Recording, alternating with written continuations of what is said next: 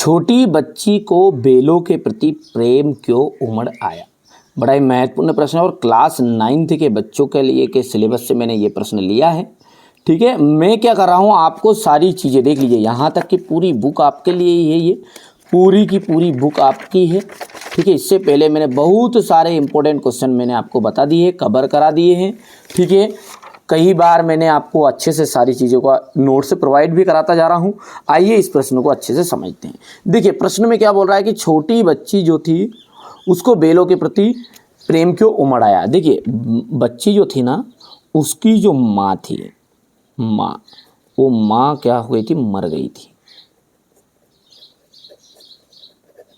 ध्यान से समझना आप, स्टोरी में क्या हुआ है, माँ मर गई थी और सौतेली माँ जो थी ना उसे मारती रहती थी। सौतेली माँ क्या करती थी, मारती थी। अब जब मारती थी तो आप समझते हो कि जो व्यक्ति दुखी होता है ना, दुखी, वो दूसरों के दुख को देखकर दया उसमें आ जाती है।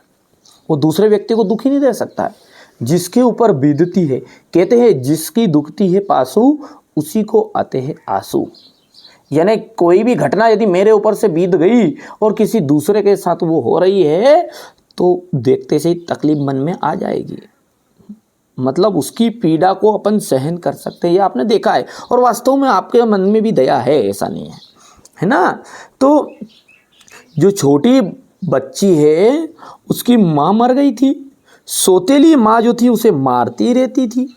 तो सौतेली माँ के मारने से वो दुखी थी और वो दुखी थी तो जब उसने बेलों के साथ भी वही व्यवहार देखा, सौतेला व्यवहार, कि उन्हें भी मार रही थी। ठीक है, तो दोनों के प्रति क्या हुआ, उसके मन में, हृदय में बेल के प्रति प्रेम उमड़ आया।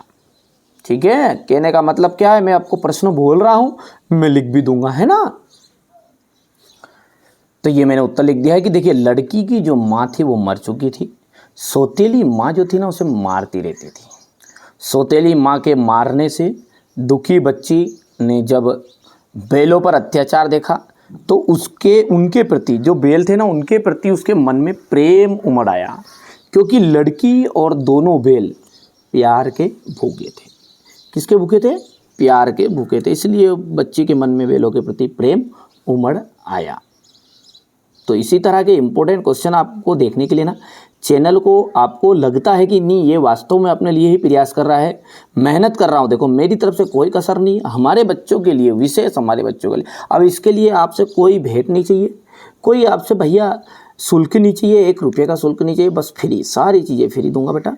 बस आप मेहनत करिए, खूब पढ़िए, खूब बढ़िए।